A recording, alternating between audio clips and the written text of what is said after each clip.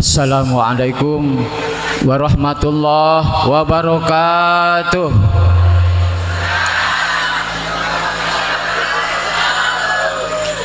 Sekali lagi, kedengaran yang bapak-bapaknya belum kompak ini. Siap? Sekali lagi jawab. Ibu-ibu siap? Yang jawab salam saya doakan mudah-mudahan rezekinya bertambah, anaknya bertambah, ibu-ibu suaminya nambah.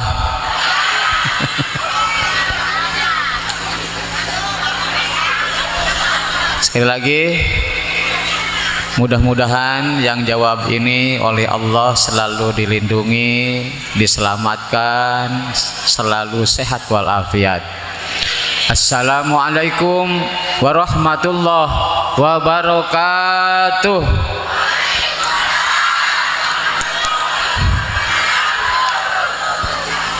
Alhamdulillah, salatan wa salaman ala rasulillah Sayyidina Muhammad ibn Abdillah wa ala alihi wa ashabihi wa mawalah.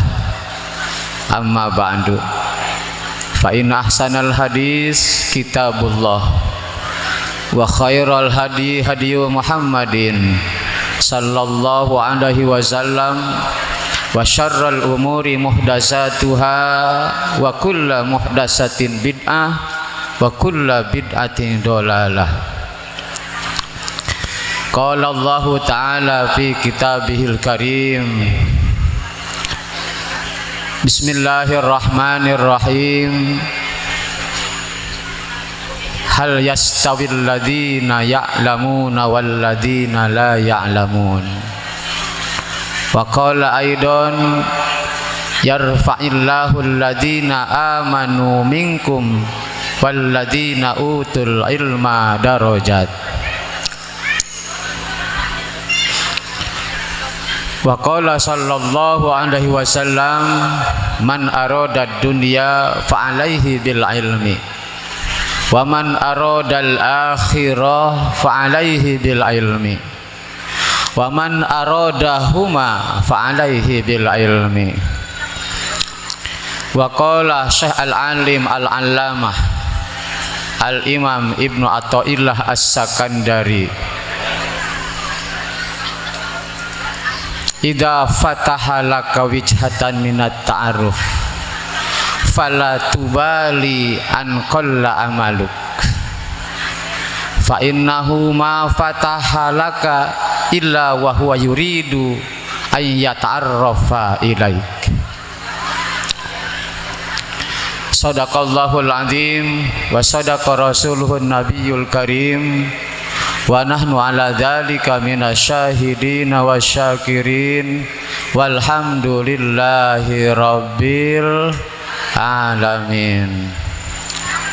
Ashabal fadilah al-mukarramin wal mukarramat, al-muhtaramin wal muhtaramat, wabil khusus guru kita semua sebagai mudir Pondok Pesantren Bustanul Muttaqin, Abah Kiai Salim beserta istri tercintanya. Semoga Allah memberikan tambah-tambah nikmatnya, tambah-tambah anugerahnya, sehingga pesantrennya menjadi besar, lebih besar lagi, muridnya makin bertambah lagi, semuanya beroleh ilmu yang manfaat, barokah fid dunya wal akhirah. Seluruh tokoh masyarakat, para kiai, para ustadz yang tidak bisa saya sebutkan satu persatunya, tapi tidak mengurangi penghormatan saya kepada beliau-beliau yang terhormat. Aparatur pemerintah yang hadir pada kesempatan ini, wabil khusus Bapak Sekdes, semoga Allah memberikan kekuatan kemampuan di dalam memimpin masyarakat sedesa Suban ini. Amin ya robbal alamin. Asatidz wal ustadzat, tokoh masyarakat yang saya muliakan, bapak-bapak, ibu-ibu, wali santri, semoga anaknya semuanya beroleh ilmu yang manfaat. Seluruh santriawan santriawati, wabil khusus pengatur acara yang saya cintai, dan tidak lupa pula kepada semua panitia acara haflah pondok pesantren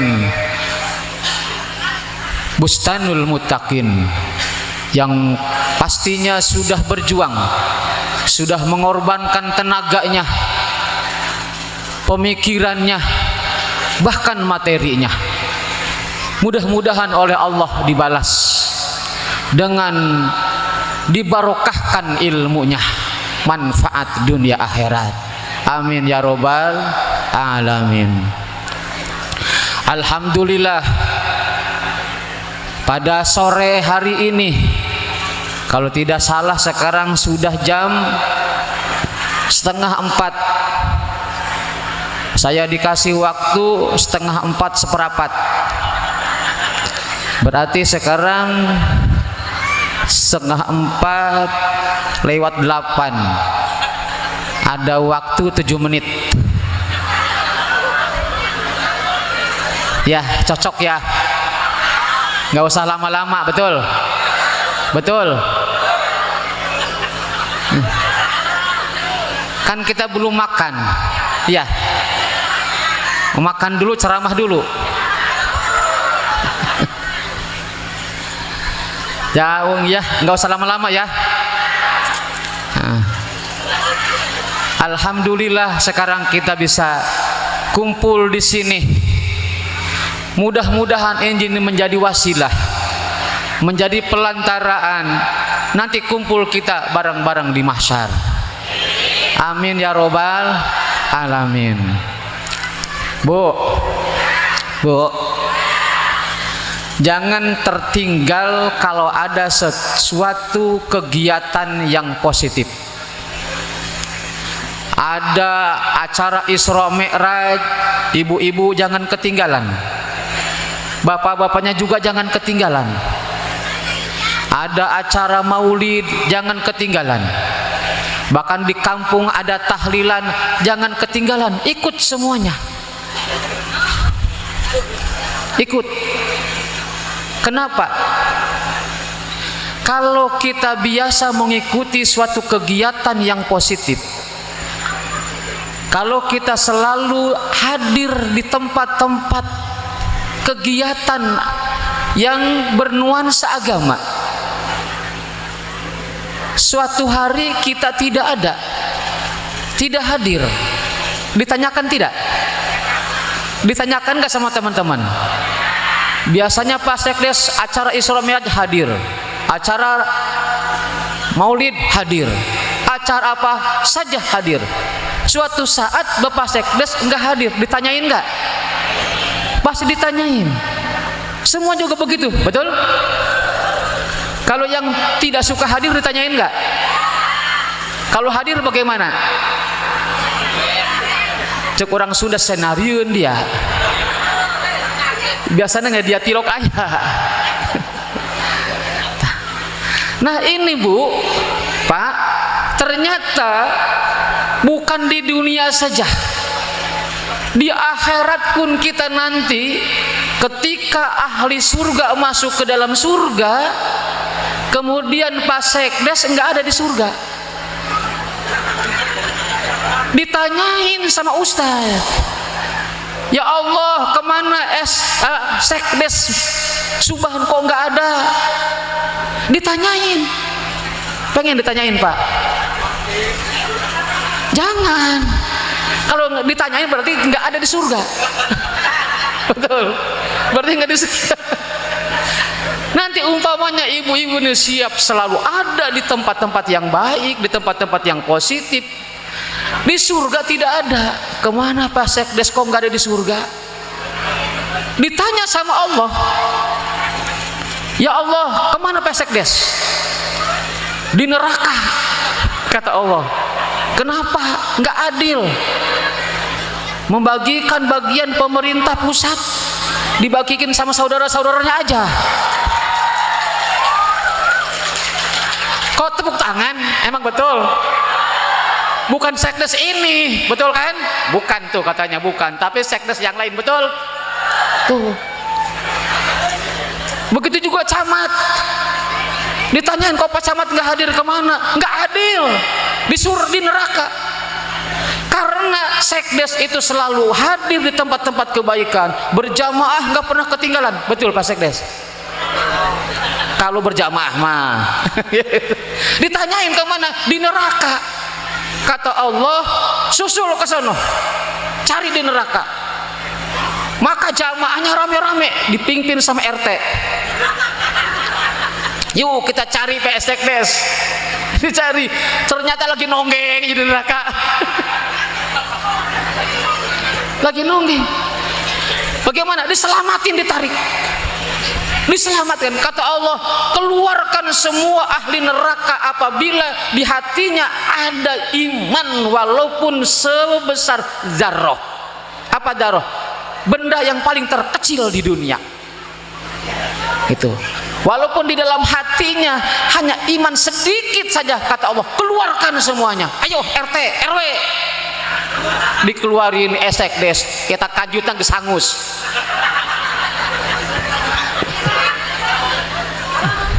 Alhamdulillah.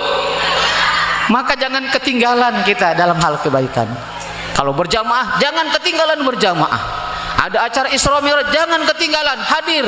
Alhamdulillah ini juga semua kompak. Alhamdulillah. Tapi saya perhatikan bapak-bapak kalah sama ibu-ibu. Betul. Itu di mana-mana itu. Ibu-ibu saja yang selalu menang. Betul. Rajaban ibu-ibu yang paling banyak, betul. Maulid Nabi ibu-ibu yang paling banyak, betul. Ibu-ibu yang selalu menang, betul. Yang arisan ibu itu, yang ngabisin duit ibu-ibu semua itu selalu menang. Ibu-ibu mah di pengajian menang, di masjid menang, di ranjang nomor 1, betul. Alhamdulillah, hebatnya itu ibu-ibu. Nah, kehebatan ibu-ibu ini sudah dipuji oleh Rasulullah, bukan sekarang aja. Apa kata Rasulullah? An-nisa imadul bilad. Idza fasadan nisa, idza fasadatin nisa fasadal bilad. An-nisa imadul bilad. Idza saluhatin nisa saluhal balad. Wa idza fasadat fasadal balad. Itu. Perempuan itu tiangnya agama. Salah. Perempuan itu tiangnya negara. Hebat tidak? Jadi tegaknya, berdirinya, kokohnya negara bagaimana perempuan. Idza soluhat, apabila perempuan Indonesia ini semuanya solehah, maka negara Indonesia akan tegak berdiri dan menjadi baldatun thayyibatun warabun ghafur. Tetapi wa idza fasadat, apabila perempuan Indonesia ini rusak, maka rusaklah Indonesia. Betul? Nah, sekarang kita tanya sama bapak-bapak, ibu-ibu sekarang ini rusak bener? Bener atau rusak? Bener atau rusak? Banyak baca, betul bener? Ya, buktikan. Banyak baca Quran, banyak main TikTok. Ayo.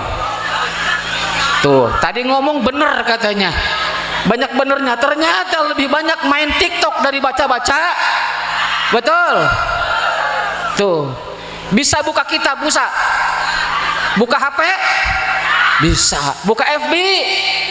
Masya Allah. Tuh. Rusak? Soleh atau solehah? Nah, kalau perempuan sekarang ini malam main TikTok, subuh main TikTok, siang main TikTok, mau tidur TikTokan, bangun tidur TikTokan. Sekarang sudah begini, nanti bagaimana 10 tahun yang akan datang? Tuh.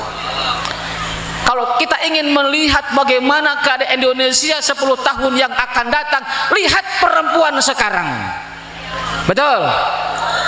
Ini laki-laki sekarang ini kadang-kadang jadi korban perempuan main TikTok. Betul. Bapak-bapak sering ketipu. Itu sering ketipu. Apalagi bapak-bapak yang suka nakal. Tuh, dapat nomor baru. Nih, janda baru.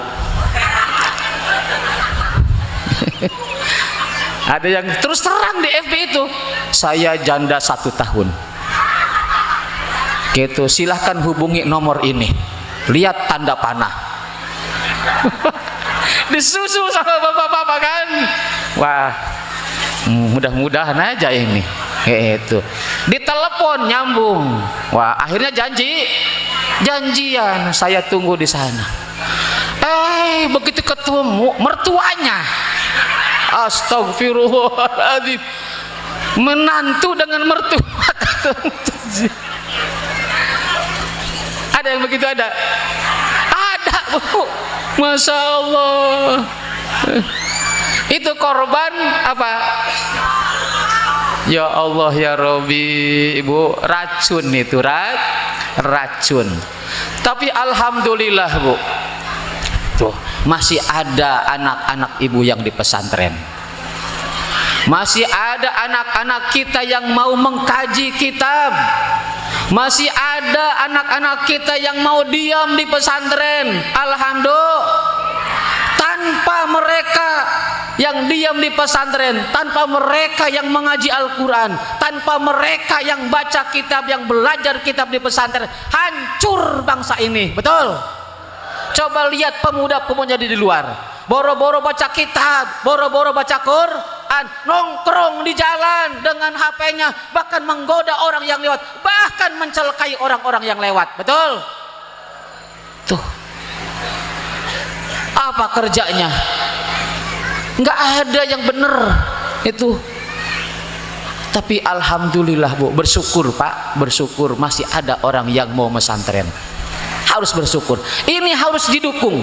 Jangan sendirian Abah Salim bekerja itu membangun pondok Islam.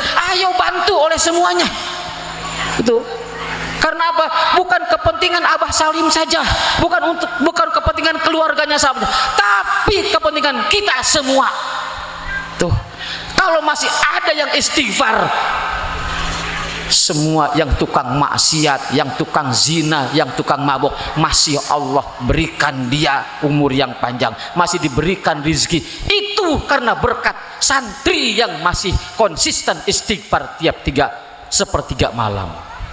Tuh, ustadz yang istighfar, kiai yang istighfar setiap jam 3 malam. Itu berkahnya apa? Allah masih mau menurunkan rezekinya walaupun ini umatnya banyak yang maksiat. Nah, dukung Pak. Siapa saja yang mendirikan pengajian, pesantren, sekolah yang baik, yang positif demi negara, demi agama, dukung. Bagaimana mendukungnya? Bagaimana kemampuan kita? Mampu dengan materi, kasih, sumbang. Ustaz Salim sedang membangun, ya nih dari saya semen 100 sak. Gitu. Ustaz Salim sedang membangun, iya nih uang dari saya 25 juta. Harus begitu. Harus begitu. Enggak bisa dengan materi. Berikan.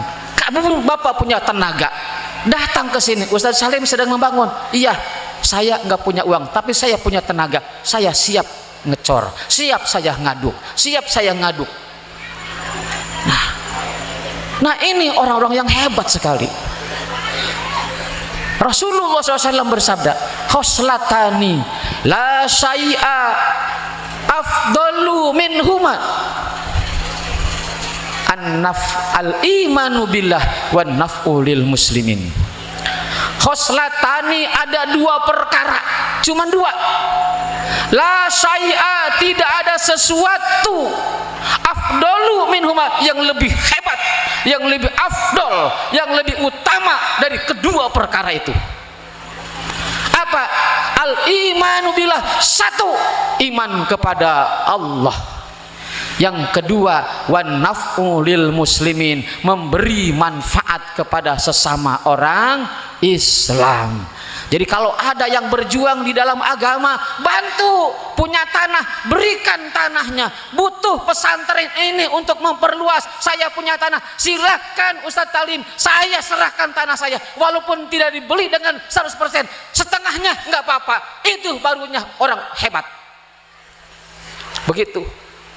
Siap? Bapak-bapak siap ngebantu? Siap? Ayo dari mulai sekarang. Tuh. Karena manfaatnya bukan untuk Abah Salim saja, untuk kita semua. Amin ya robbal alamin.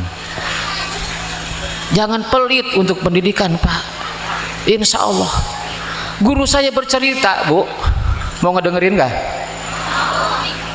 Ada orang yang amalnya biasa-biasa saja, sholat cuman fardu, nggak pernah sholat sunnah.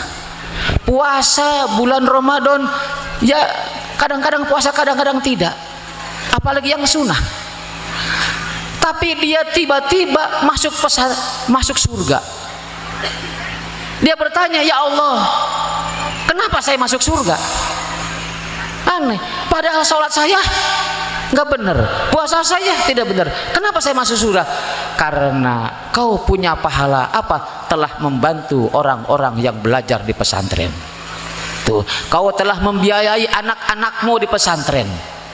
Kau berjuang di pasar cari duit, berjuang di sawah mangkul, demi apa? Anak di pesantren. Itulah upahnya surga. Terusin. Terus. Udah lewat ini, maaf ini.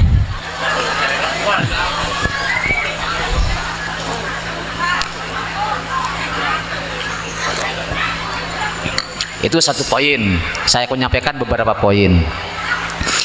Poin yang kedua, ini kebetulan acara Isra Mi'raj. Saya yakin semuanya bapak-bapak, ibu-ibu sudah tahu apa itu Isra Mi'raj. Karena pasti tiap tahun di kampungnya, di desanya, di kecamatannya selalu diadakan peringatan Isra Mi'raj. Saya hanya akan menyampaikan hikmahnya saja. Isra Mi'raj itu perjalanan Nabi dari Masjidil Haram ke Masjidil Aqsa. Mi'raj naik dari Masjidil Aqsa sampai langit ke-7, sampai Sidratil Muntaha.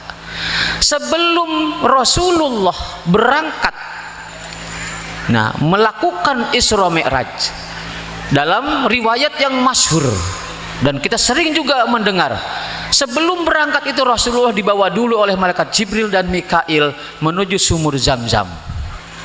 Di situ Rasulullah dibedah, dibelek, dioperasi, diambil hatinya, katanya jantungnya, dibersihkan oleh malaikat Jibril dari segala penyakit, katanya.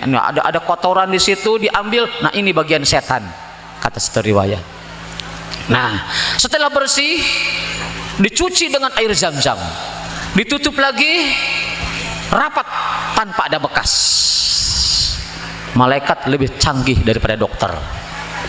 Kalau dokter dioperasi ada bekasnya, betul?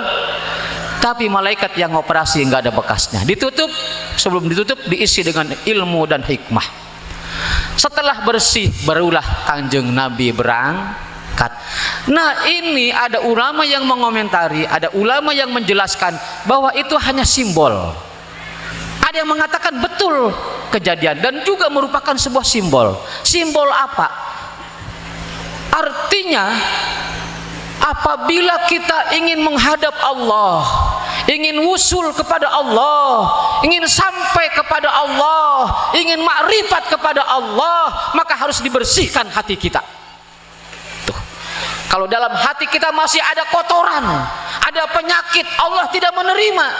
Sebanyak apapun amal kita, sehebat apapun amal kita, tapi kalau hati kita kotor, penuh dengan dendam, penuh dengan iri, penuh dengan kebencian, penuh dengan penyakit-penyakit hati, ujub, ria, sombong dan lain sebagainya, maka tidak diterima oleh Allah Subhanahu wa ta'ala.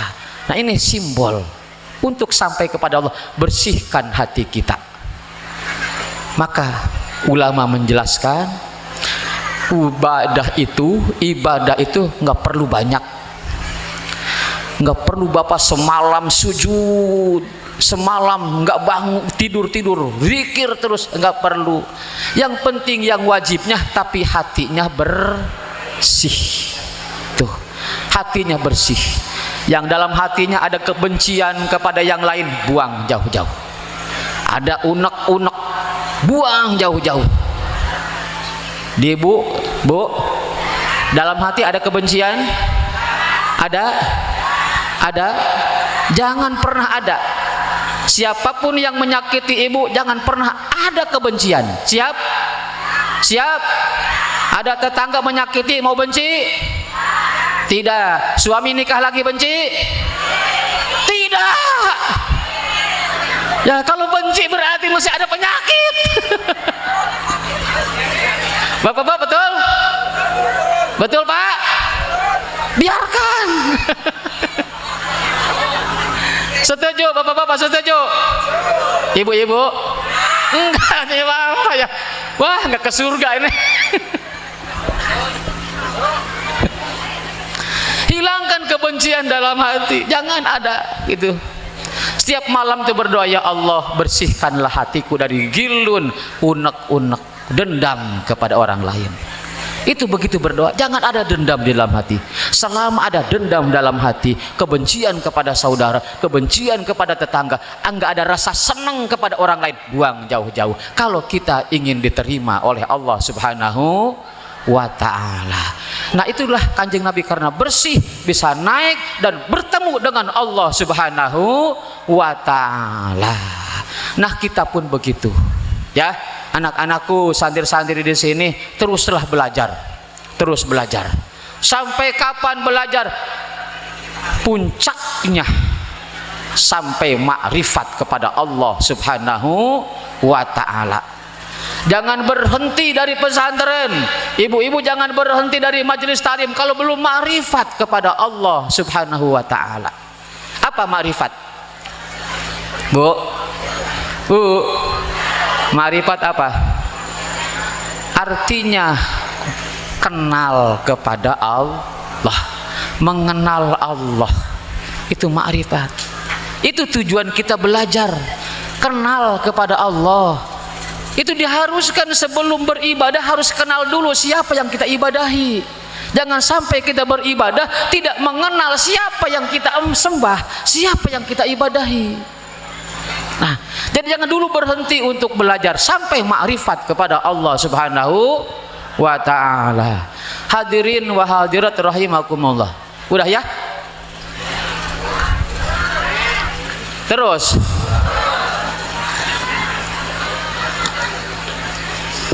makrifat itu, anak-anakku dengerin, makrifat itu ada dua. Ada berapa? Ada dua. Satu makrifat ammah, makrifat umum. Yang kedua makrifat khosoh, makrifat khusus. Atau ada lagi yang membuat istilah makrifat ammah itu adalah makrifat ilmiah. Dan makrifat khosoh itu adalah makrifat zauqiyah. Jadi ada makrifat ilmiah, ada makrifat zauqiyah. Mau saya jelasin? Siap? Panjang? Gede? Biarin panjang. Senangnya ibu-ibu. Kok tawa? Panjang apanya nih? Panjang bahasannya. Biarin. Ma'rifat ilmiah atau ma'rifat ammah itu ialah kenal kepada Allah, tahu kepada Allah bahwa Allah itu wujud, Allah itu ada, Allah itu kidam, tidak ada pendahuluan, Allah itu berkuasa, Allah itu berkehendak, Allah itu hidup, Allah maha mendengar, Allah maha melihat. Nah, dan kita yakin seyakin-yakinnya bahwa Allah punya sifat-sifat tersebut sebagaimana diajarkan dalam ilmu tauhid. Allah punya sifat yang wajib, yaitu 20. Kita tahu, yakin seyakin-yakinnya. Keyakinan kita enggak bisa pudar, enggak bisa luntur walaupun misalkan ditodong dengan pistol, saya bunuh kamu, saya keluar dari situ. Tidak. Lebih baik saya mati daripada saya tidak mengakui sifat yang 20. Yakin seyakin-yakinnya, tetapi belum merasakannya, tetapi belum mencicipinya. Itu namanya ma'rifat ilmiah, ma'rifat umum. Hanya sebatas yakin Allah ada, Allah maha kuasa, Allah maha hebat, tapi belum merasakannya. Nah itu. Nah ini ma'rifat seperti ini bisa dihasilkan wa yahsulu bitta'allum wat tafakkur wal istidlal. Bisa hasil dengan belajar dan tafakur dan mencari dalil. Setelah mencari dalil, dia yakin Allah ada. Setelah mencari dalil, dia yakin Allah maha kuasa. Setelah dia bertafakur, dia yakin Allah maha menciptakan. Itu namanya ma'rifat ilmiah. Understand? Nah ini yang dimaksud oleh ulama awaludin ma'rifat ilallah. Pertama agama itu adalah ma'rifat kepada Allah. Yang kedua, nah ini yang kedua. Yang kedua ma'rifat khusus. Ma'rifat apa? Ma'rifat khusus. Apa itu ma'rifat khusus? Bi antadzuqa bi an la fa'ila illallah. Kamu merasakan, kamu telah mencicipi bahwasanya tidak ada yang menciptakan kecuali Allah. Tuh. Enggak ada yang menggerakkan kecuali Allah. Kita digerakkan di sini oleh Allah. Kita dihadirkan di sini oleh Allah. Anak kita mau mesantren di Bustanul Muttaqin karena Allah. Ustadz Salim mendirikan pesantren di sini karena Allah. La fa'ila illallah. Dan itu sudah merasakannya. Paham belum? Contohnya, nah supaya gampang. Ma'rifat ilmiah itu, ibu tahu di Mekah ada Ka'bah. Percaya tidak? Ibu percaya tidak di Mekah ada Ka'bah? Percaya. Bangunannya segi 4, percaya. Warnanya hitam, percaya? Yakin? Pernah ke sono? Belum. Nah itu baru ma'rifat ilmiah. Paham? Nah contoh lagi para pemuda nih, jomblo-jomblo. Bagaimana malam pengantin, enak tidak? Ini kan ada pengantin ya? Kita doakan mudah-mudahan pengantin ini sakinah mawaddah warahmah. Amin ya rabbal alamin. Bahagia rumah tangganya, subur mahmur rizkinya.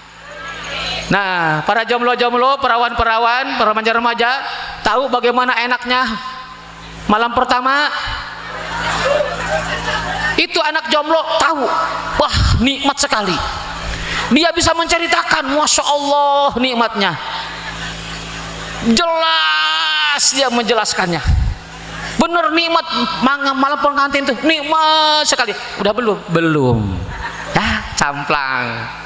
Itu baru namanya ma'rifat ilmiah.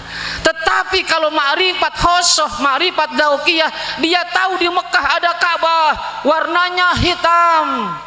gitu, bentuknya segi empat, yakin seyakin-yakin, dan sudah pernah ke sono, pernah memegangnya, pernah menciumnya. Nah itu namanya ma'rifat dzauqiyah. Betul? Paham? Nah, apa buah daripada ma'rifat dzauqiyah itu? La tajidu fi qalbika diqotan wala taubihon fima kana wa fima yakunu wa fima sayakunu. Buah dari ma'rifat dzauqiyah itu ialah buah daripada ma'rifat khusus itu ialah kamu nanti tidak akan menemukan di dalam hatimu diqotan kesempitan dalam keadaan kondisi apapun, dalam situasi apapun, dimanapun, dalam keadaan senang, dalam keadaan susah, tetap hati ini selalu luas jembar, nggak pernah merasa sempit. Paham? Boga beas senang, teboga beas senang, punya duit senang, nggak punya duit senang, suami di rumah senang, suami kelayapan senang, gitu. Begitu, nggak ada perubahan, nggak ada kesempitan di dalam hati. Itu orang yang sudah makrifat kepada Allah, sudah kenal kepada Allah, bahwasanya tidak ada yang menciptakan kecuali Allah. Kalau sudah makrifat ke arah sana, dia tidak akan mendapatkan kesempitan. Gitu. Paham? Nah, saya tanya, udah nyampe ke sana belum? Udah nyampe ke sana belum? Kalau suami setia senang, kalau suami selingkuh, nah berarti belum makrifat. Naikkan ngaji terus supaya makrifat. Setuju Bapak? Akur? Nah, akur. Nanti kalau sudah makrifat seperti itu nggak ada kesempitan. Senang saja. Kenapa? Karena semuanya Allah yang sudah menentukan. Begitu kalau orang sudah punya keyakinan. Sayyidina Anas ibni Malik, beliau menghadami Rasulullah, melayani Rasulullah 10 tahun. Umur 10 tahun beliau diserahkan oleh ibunya supaya melayani Rasul. Jadi kasarnya jongos Rasul, jadi babu Rasul. Tapi hebat jadi babu Rasul. 10 tahun menghadami Rasul. Dia bercerita selama 10 tahun itu saya nggak pernah diomelin oleh Rasulullah, nggak pernah diomelin, nggak pernah dimarahin, nggak pernah saya ditegur ngerjain ini mau bener mau salah. Rasul nggak pernah menegur saya, kenapa kamu begini, kenapa tidak begini, belum pernah. Kenapa? Karena Rasul makrifat kepada Allah Subhanahu wa taala. Apa? Semua yang dikerjakan oleh Anas adalah Allah yang mengerjakannya. Betul? Tuh, begitu. Jadi suami setia Allah. Betul? Suami kawin lagi Allah. Akur Pak. Siap ngedukung supaya ibu-ibunya ma'rifat khosoh? Siap. Wah, hati masih ketakutan ini. Masih ketakutan ini. Kalau yang ketakutan mungkin ibunya ada di sini nih.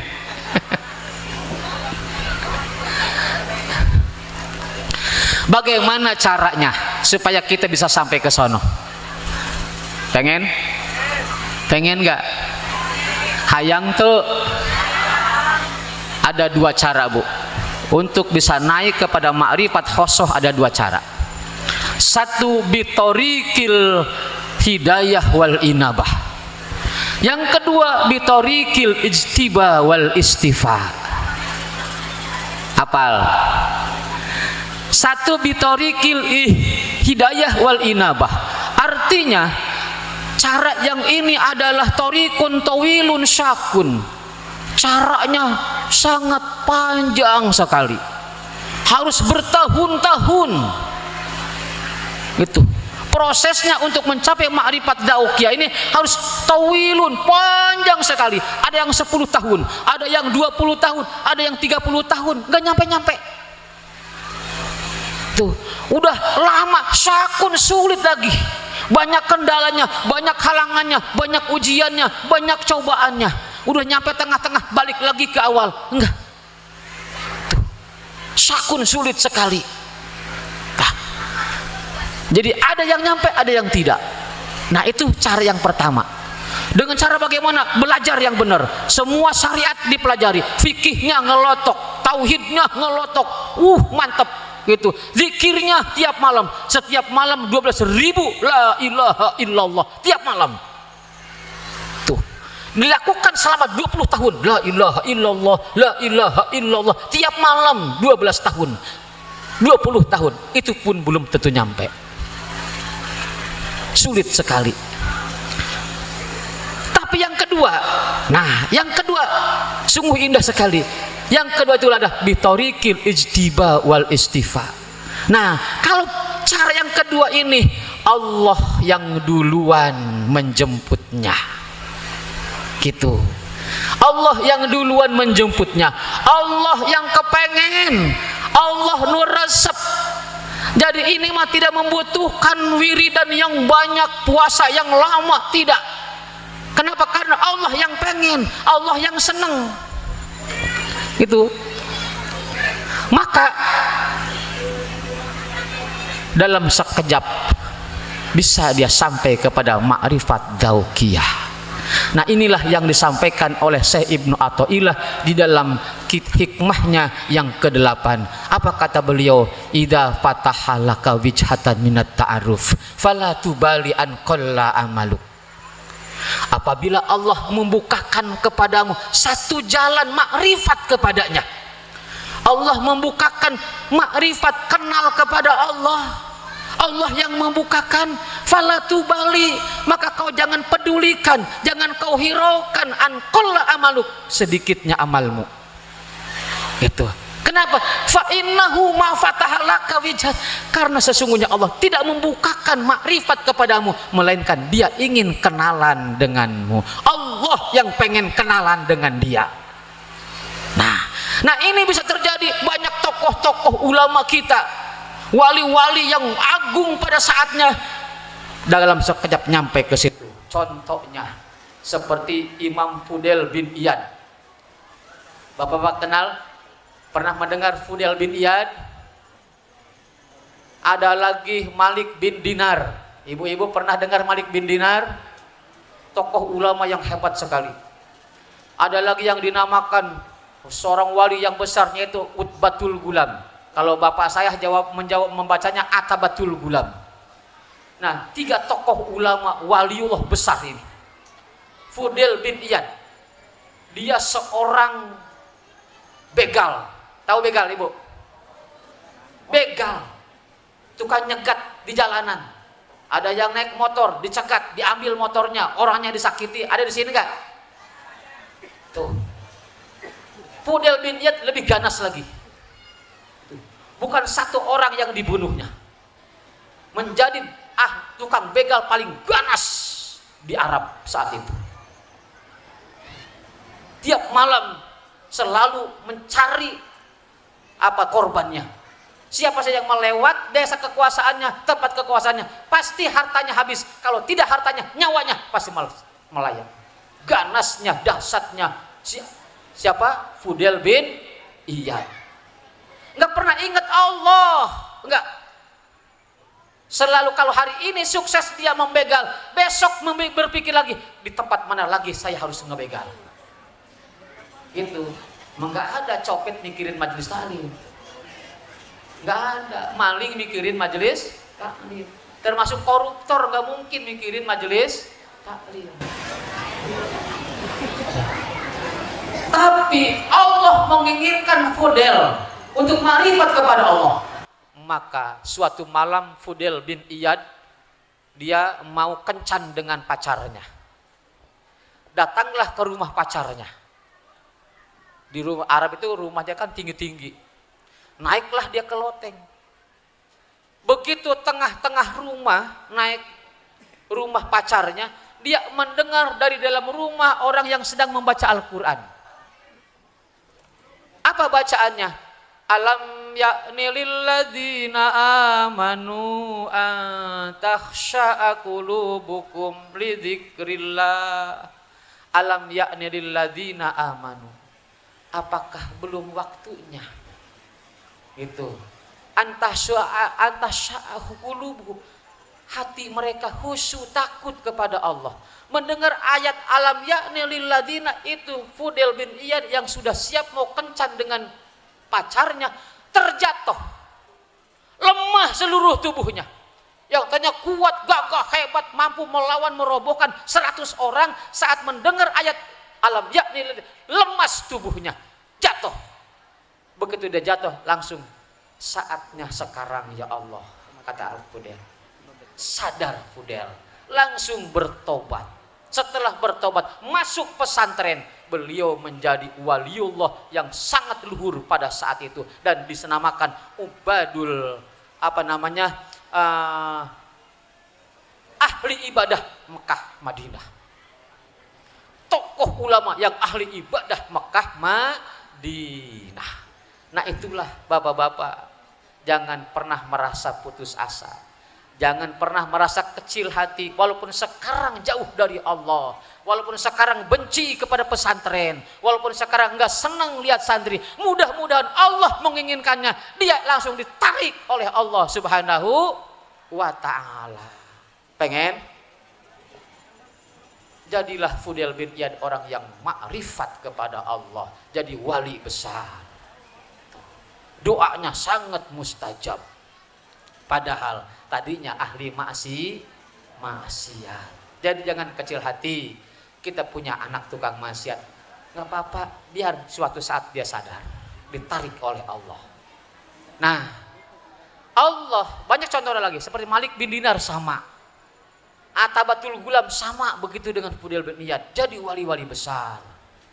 Nah, Allah memberikan makrifat daukiyah kepada orang ini adalah dengan sebab yang kita tidak tahu, hanya Allah yang tahu. Bisababin la ya'lamu illallah. Apa di antara sebabnya? Ada sebabnya, Allah tiba-tiba menarik seseorang, Allah menjemput seseorang untuk makrifat, untuk diberikan makrifat. Ada sebabnya. Pengen tahu nggak? Bu? Bu? Siap?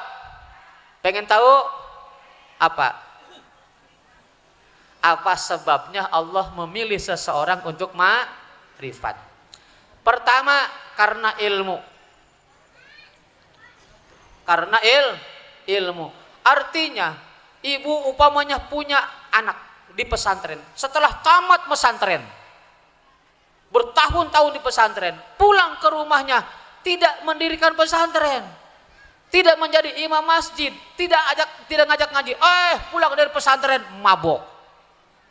Ayah santri begitu ayah. Pulang dari pesantren, waduh, rangda habis.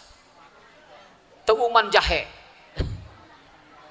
Ada santri yang begitu, ada. Itu balik ke pesantren nganjang ayah.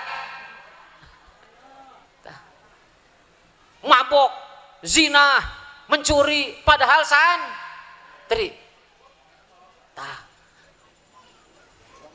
Tapi tiba-tiba santri yang sedang terjerumus tersebut ditarik oleh Allah.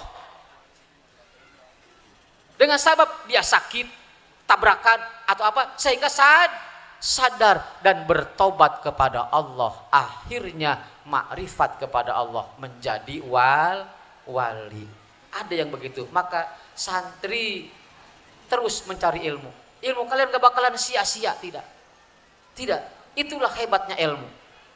Dengan sebab ilmu, walaupun dia tukang maksiat, dia tukang zina, tapi suatu saat ada kemungkinan, gitu. Ada kemungkinan ditarik oleh Allah menjadi waliullah. Yang kedua, saho. Apa saho? Dermawan, pemurah, bager, karena orang Sunda mah bager.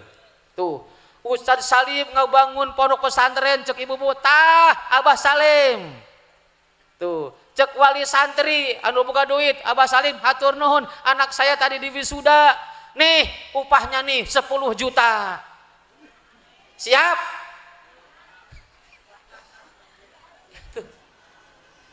Kudu gitu, Bu. Harus begitu kalau pengen punya anak ilmunya Faat, jangan pelit sama gurunya. Jangan pelit, jangan perhitungan sama gurunya. Biasakan kalau kesini nengok, jangan nengok anaknya aja, tengok abah gurunya. Bisa buka beas, Abah Salim punya beas ente tah sakarung, aya nu kitu aya, eueuh najis, betul, eueuh nanyakeun gitu. Usah Abah Salim ieu rek acara boga duit henteu aya nu nanya kitu aya. Eueuh. Itu dipenta urunan ge hese mahal amat perhitungan yuk. Sumbangan deui. San saha sumbangan? San anakna, betul? Pelit amat. As-sakho, dermawan, pemurah. Ada masjid, dia punya duit, masjid dibangun, disumbang oleh dia. Diumumin sama dia waktu Jumat. Nih, saya bangun. Dari saya 100 juta. Kata yang lainnya yang dialem. Enggak apa-apa, biarin. Itu lebih baik begitu daripada ikhlas 2.000. Betul? Lebih baik ria 100 juta daripada ikhlas 2.000. Kalau semuanya ikhlas doang 2.000, kapan jadinya masjid? Betul? Maka dalam bab ini enggak perlu ikhlas. Yang penting duit gede. Akur. Ngebangun pesantren Abah Salim, nih saya mah ikhlasnya 2.000. Ada 300 santrinya 2.000. Berdiri enggak? Tapi ada sekdes. Abah Salim, saya baru gaji. Nih, gaji saya 3 bulan untuk kamu. Waduh, ayo pengen kalem, biarin aja. Kalau ada 100 sekdes yang begitu beres. Betul? Ini saya ngomong enggak dengan dari mulut saya, ada kitabnya. Jadi walaupun ria seperti tadi 100 juta bangun masjid, emang awalnya ria, tapi lama kelamaan jadi diterima oleh Allah. Kenapa? Banyak orang yang sholat di situ, banyak orang yang ibadah di situ, ngedoa, ya Allah mudah-mudahan yang ngebangun masjid ini masuk surga. 1 orang ngebangun, 1 orang ngedoa, 2 orang ngedoa, 40 orang ngedoa, dijabah oleh Allah. Nggak dilihat riaknya, tapi dilihat 100 jutanya. Gitu.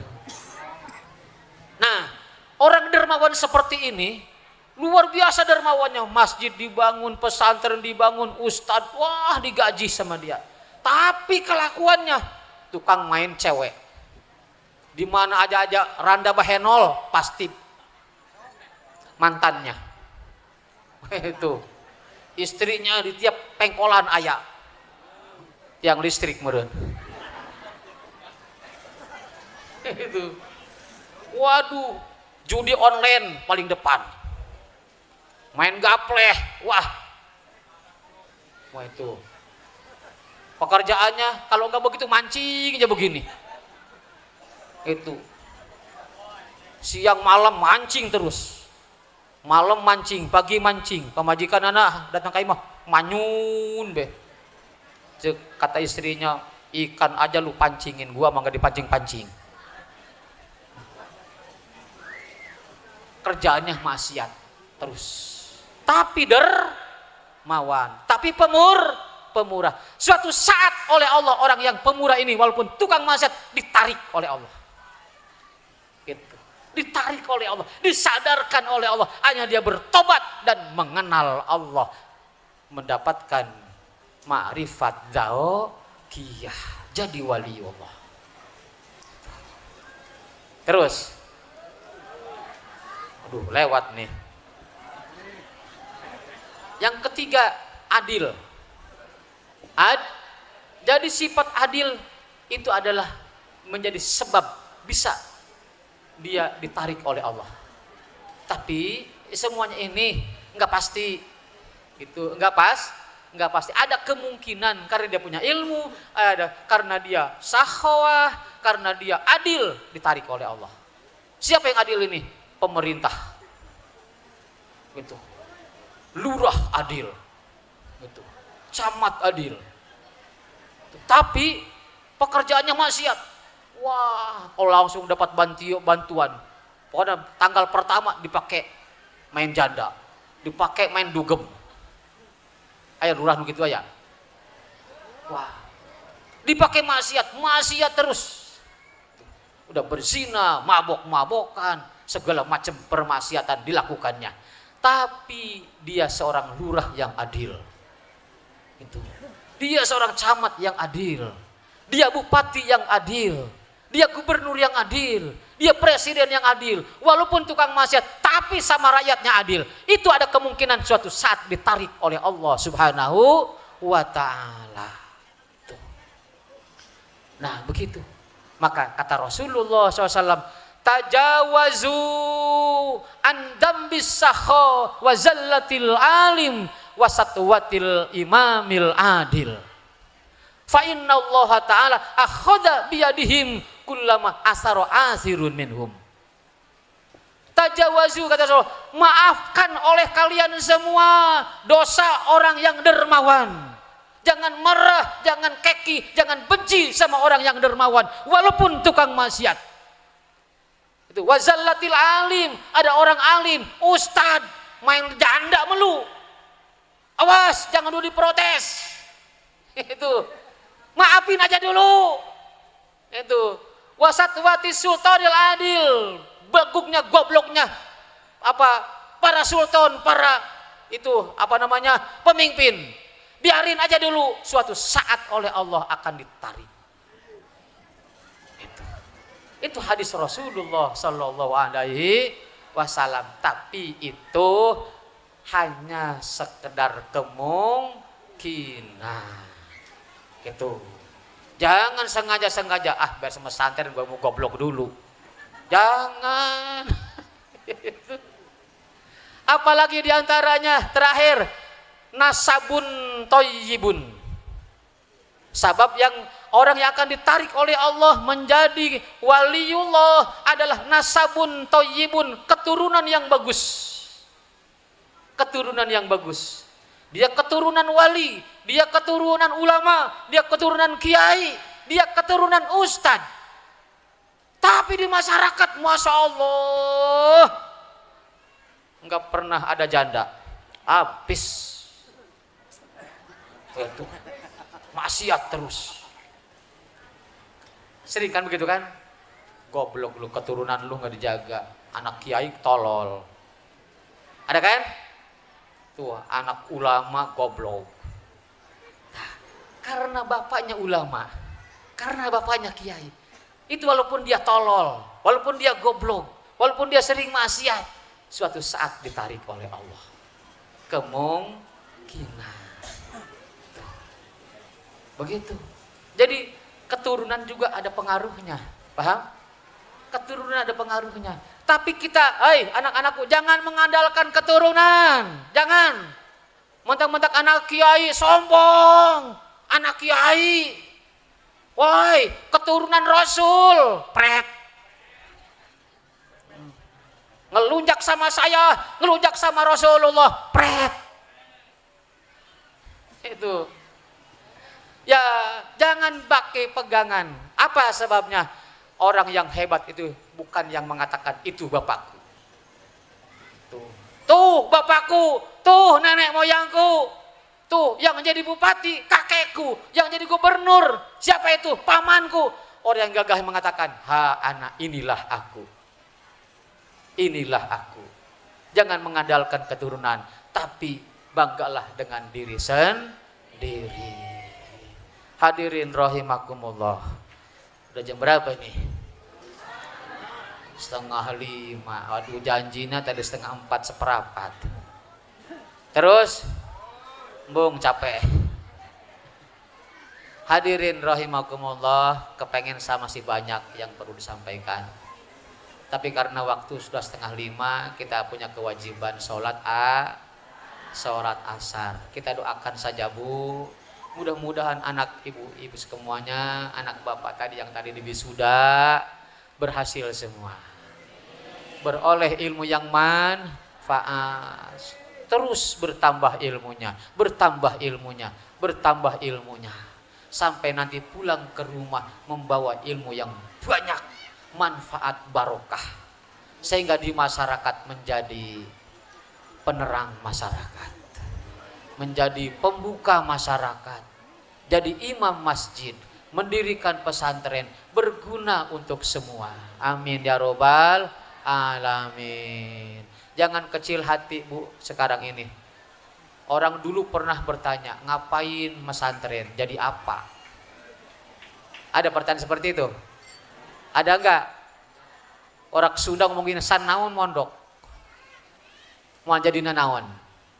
Untuk apa pesantren? Jadi apa kau nanti? Nah ini namanya orang yang cinta dunia. Orang yang cinta dunia. Itu. Terjawab sekarang Bu. Jangan kecil hati. Terjawab. Untuk apa kau pesantren? Jadi apa nanti? Terjawab sekarang Bu. Keluaran pesantren bukan hanya ngurus masyarakat. Keluaran pesantren bukan ngaji majelis taklim. Keluaran dari pesantren sekarang ada yang jadi presiden. Betul? Betul? Siapa? Gus Dur. Santri 100%. Siapa? Gus Dur jadi presiden. Santri itu seperti kalian. Dulu pesantren, Abah Salim dulu pesantren. Saya yang ngajar dulu. Dia pernah juga seperti kalian, pernah gatal-gatal. Betul? Pernah bodoh. Tapi nikmat aja di pesantren mah. Makan sepiring berlima. Ada yang tangannya udah mentit 1. Ada yang udah hejo 5. Gitu. Wah, udah begini aja. Betus didinya na piring. Sedap, makin sedap itu makan. Makin sedap. Itu santri begitu. Jadi presiden, Bu.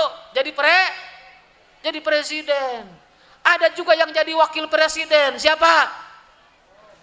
Kiai Amin Ma'ruf. Pesantri itu. Betul? Yang jadi menteri banyak. Mahfud MD santri. Tuh, jadi lurah banyak. Itu. Tapi konsisten dalam ilmu, lebih baik amalkan ilmu. Tuh. Insya Allah dengan istiqomah mengamalkan ilmu akan bahagia dunia akhirat. Bu, itu ilmu apa anak-anak ibu selama di sini ngaji, pahalanya ngalir terus. Pahalanya ngalir terus. Enggak berhenti pahalanya itu. Sehingga kalau saya pernah cerita, ada seorang ibu-ibu, sedikit lagi ya, ada seorang ibu-ibu janda, tapi jablay, ada, punya anak. Setelah lama dia menjablay, anaknya besar, umur 12 tahun dia masukkan ke pesantren. Kiai, saya titip, tolong ajarkan anak saya ngaji supaya bisa baca Quran, supaya bisa wudu, supaya bisa sholat. Tolong Kiai, diserahkan sama kiainya. Tuh. Nggak lama Bu, baru seminggu setelah dia menyerahkan anaknya ke pesantren, meninggal si jablay itu. Meninggal. Dikubur. Begitu dikubur, yang menguburin pulang langsung datang malaikat. Man rabbuka? Ditanya, man rabbuki? Siapa Tuhanmu? Itu si jablay nggak bisa jawab. Jablay. Man rabbuka? Lai. Man rabbuka? Lai. Itu malaikat bingung nih, kenapa orang ditanya man rabbuka jawab lai? Itu ternyata jawab. Bingung malaikat. Gusti, ada orang seorang ibu-ibu ditanya nggak bisa jawab. Itu kata Allah, langsung dengerin malaikat. Jangan kau siksa itu si ibu. Jangan kau pukul itu si ibu. Jangan kau sakiti itu si ibu. Kenapa? Dengerin, oleh kamu dengerin. Apa yang harus dengerin? Ya Allah, dengerin, ayo dengerin. Ternyata begitu didengerin oleh malaikat, terdengar suara anaknya ngaji.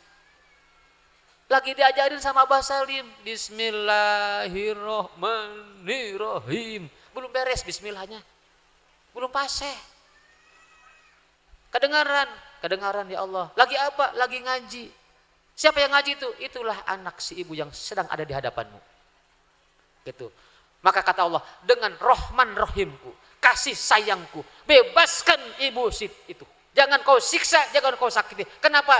Masa anaknya di dunia sedang mempelajari ilmuku, sedang mempelajari Quranku yang diturunkan olehku kepada nabiku. Dia sekarang lagi belajar. Tidak pantas anaknya disiksa.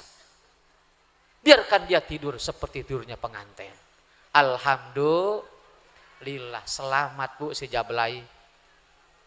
Tuh, karena anaknya di pesantren. Untung rugi? Rugi untung?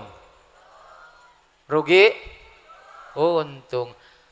Pengen lebih untung? Pengen?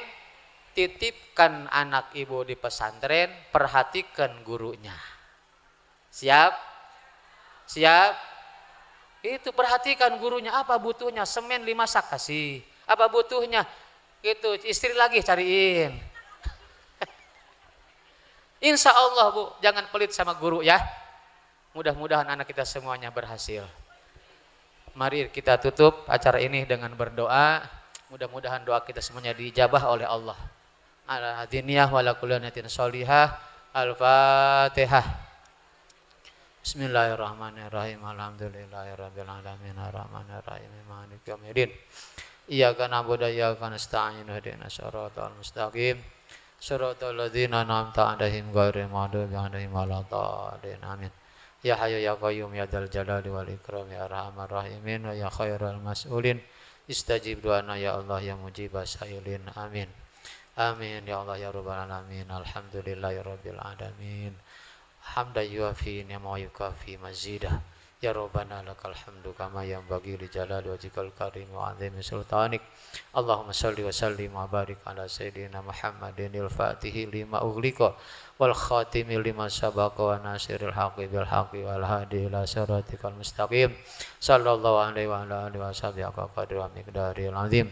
Allahumma hasil maqasidana wa balligh muradana. Allahumma barik lana fi Rajaba wa Sya'bana wa ballighna Ramadan. Allahumma ij'alna wa auladana wa talamidana wa tilmidatina min ahlil ilmi wal khair wa la taj'alna wa iyyahum min ahli syarri wa dhair. Allahumma ij'al hadzal makana wa ma haulahu makana mubaraka. Allahumma ij'al hadzal makana wa ma haulahu makana mubaraka. Allahumma ij'al hadzal makana wa ma haulahu makana mubaraka. Allahumma barik lana fi auladina wa dzurriyyatina wa talamidina wa la tadurrahum wa wafiqhum li ta'atika warzuqna birrahum. Allahumma faqihna fid din wa 'allimna bit ta'wil. Allahumma faqihna fid din wa 'allimna bit ta'wil.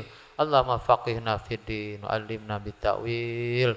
Rabbana atina fid dunya hasanah wa fil akhirati hasanatan wa qina adzabannar. Wa sallallahu ala sayyidina Muhammadin wa ala alihi wasallam. Walhamdulillahirabbil alamin. Itulah yang bisa saya sampaikan. Mohon maaf atas segala kekurangan dan kehilafan. Wallahul muwaffiq ila aqwamit thoriq. Wassalamualaikum warahmatullahi wabarakatuh.